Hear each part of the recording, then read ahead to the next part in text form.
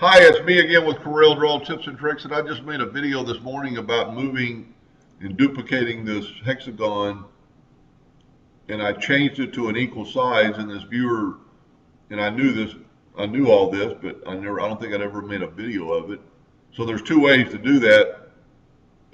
One of them, our hexagon just happens to be 2.122 wide, so I'm going to change my nudge distance to 2.112,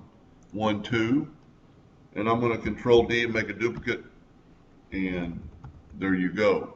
So you could do that, or what his suggestion is, hold down the left mouse button. So select your item and grab that node right there, hold down your left mouse button and get on that node and hit your space bar, and it puts it there.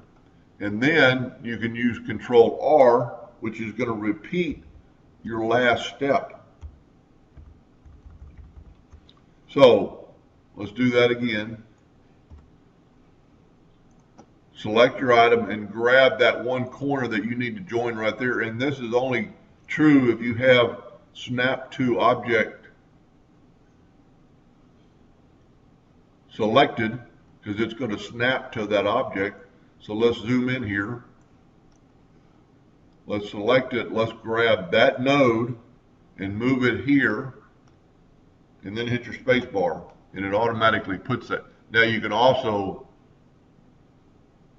move it in here and hit your plus sign on your keyboard, and it does the same thing. And then you can do Control R until your heart's content.